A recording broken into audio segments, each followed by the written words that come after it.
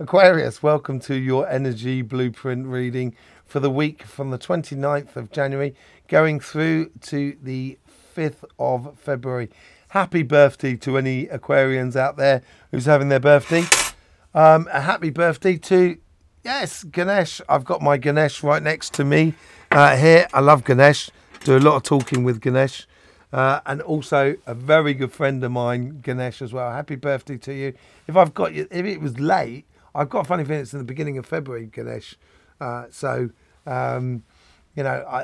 birthday to you, my friend. Anyway, I will see you soon in France. Let's just get straight in here. We're going to be looking at your chakras and your aura.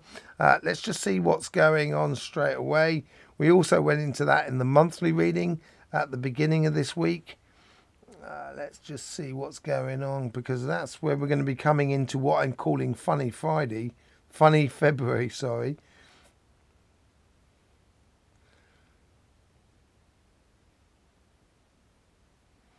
Okay, so there is a transition moment, obviously, because it's your birthday. So you're going into a new year.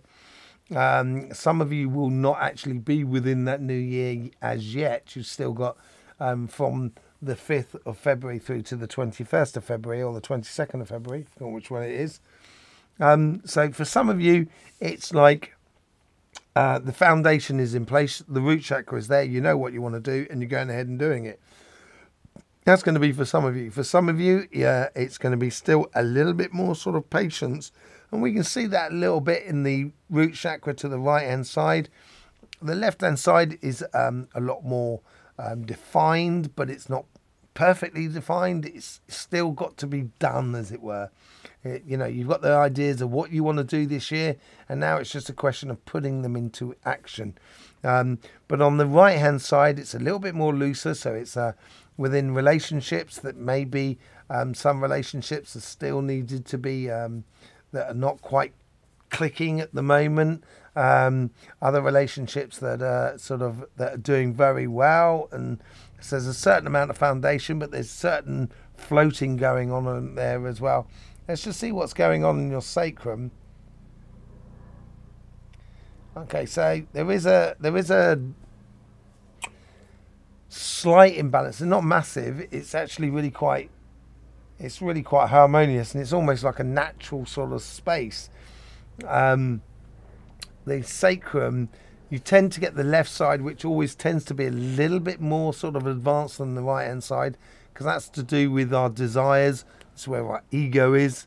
But our desires in the form of material wealth, position, our strength and stuff like that, and our social standing and stuff like that. The right hand side is all to do with our pleasures, our interaction, our wonderment of the world around us, that sort of thing. And it is quite imbalanced, and it is, so there's not and I think this is because you're starting this new cycle as well, this new birthday season that's coming through for you. Let's just see what's going on in the solar plexus. That's really starting to fuse with the heart chakra. I've seen this on everybody's reading. And this is why I'm calling it Funny February. I think this has to do with the pole shift energy that we're going through at the moment. And if you imagine there's your heart, there's your solar plexus. As we go through the pole shift, so the energy will be flipping like that. So it's, you'll end up with the solar plexus being the solar plexus. But for a while, it'll have a different type of energy. And your heart will still be your heart, but it will have a different type of energy, which will then give us different results within the world, different sort of emotions in this world as well. It's going to be a funny February. I tell you, it's going to be a very funny February. The thing with the fusion of the solar plexus with the heart, it provides a lot of passion for your life and for your heart's desires. And so you'll want to be this, you want to go and get it, as it were, in life. Go and get your heart desires. There is a backside to all of this, which is sometimes your solar plexus could drive a lot of emotions through that heart, bring up a lot of emotions from the past, bring up a lot of emotions that we need to shed, or at least to understand, before we can really truly go through that that beginning of March section where everything just sort of is ignited in a way in life. And also for you, Aquarius, you know, you're going to have Pluto that's going to be moving into your sign in March as well. It's going to change things for yourself. It's going to bring a lot of truth to the surface. Maybe that's what that passion seems to be about. There's a definite order and structure to emotional engagement in life in accordance to your passions. So I think this is what is you're going to get a bit of a bee in your bonnet about this in the world, sort of kind of going, no, if you're going to put in this emotion, this is what's, you know, this is what you're going to have to, you have to do. It's not, you're not going to put up with false emotions, if you know what I mean. And, you know, sort of people who smile but don't really, you know, but they're not really, they're only smiling because that's what they'd like to be seen to be doing. There's a lot of that, you know, at the moment, and I just keep on walking, simply, personally, because, you know, I haven't got time for false attitudes. I've only got time for truths and people being who they are. Even if I don't agree with them, I enjoy the fact that they are who they are. That's what I really like about people when they are like that. So yeah, there is this sort of like driving on of your passions and your enthusiasm for life, I think, is within you here, and it's going to be driving through those emotions of that heart. Let's just have a look at the heart and see what's going on here. Sorry about this, just have to move my tea. Yeah, so we're coming, this is your birthday season. There is a lot of social activity. You know, it's almost feel like you want to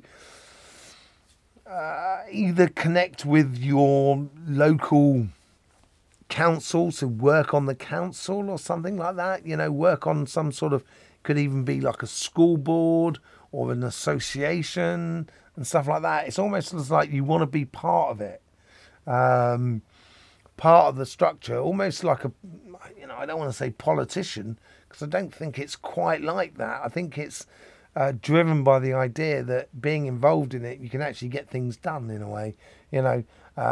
Let's just have a look at the rest of the heart. And well, for you, it's definitely the heart that's feeding the solar plexus. So it's the emotions that's driving the passions. It's almost as if like the solar plexus is consuming the heart at the moment for you. There's not a lot of emotions in the center, because it's going this way rather than that way. It's not provoking a lot of emotions. What it's doing is they're sort of saying, I know my emotions, let's just get on. Now, obviously, after the chakra readings, we will be going in and doing a tarot reading as well. It'd be very interesting to see how this plays out. I think the temperance and the Hierophant is the sort of cards that's going to be coming out to play here for you. It's almost as if like you're being in a position of teacher of your, and I think your teachings is, let's just have a look at the emotions that are going through. Yeah, they're very ordained emotions in a way, and it's almost as if you're teaching through example rather than actual through word. So you're, you know, do as I do, not do as I say, sort of scenario. That's what it seems to be. A lot of respect for yourself and a lot of respect for the process as well. You know, your emotions on the exterior of your heart are very nice, very fine, you know, not thin, but fine, very, you know, defined. So, you know, there is this aspect of kind of going, yeah, I would like to do this. And, you know, and you're not just going to do any old thing. You're going to do things that you would enjoy doing. It seems really good. Let's just see what's going on your throat and your third eye chakra. Okay, so there is a lot of conversation here, a lot of communication here, networking. And this is what I was talking about, joining a group, Could be just even down to a sort of group on Facebook or something like that, where you're going to meet new people, engage in new philosophies and stuff like that. But I do think there's also a certain legal or administration things, like, you know, joining an association or becoming a member of the local council or something like that. That's what it seems to be like there. There's definitely a communication, and the communication is also it's not just speaking, but it's also listening and stuff like that. But it's going to tie into networking with other people around you. So this will be a good week to network for you, really. Let's just see what's going on in your crown chakra.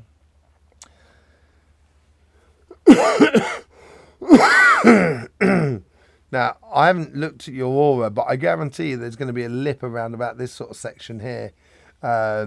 Simply because looking at your crown chakra, there is a learning process of the consciousness, of how the consciousness connects with one another to make the collective consciousness, and it's how you apply this, what is the process of this connection between your consciousness and the collective consciousness. And it might be a subject that, or situation, or something that you're experimenting with, and it's very much trial and error. And because that's the way we do things in the universe, everything is done through trial and error in theory, and you're learning a lot, but you're learning how it all sort of fits together. And I think this is maybe the learning that you're going to be conveying to others through the Hierophant. It's going to be very interesting.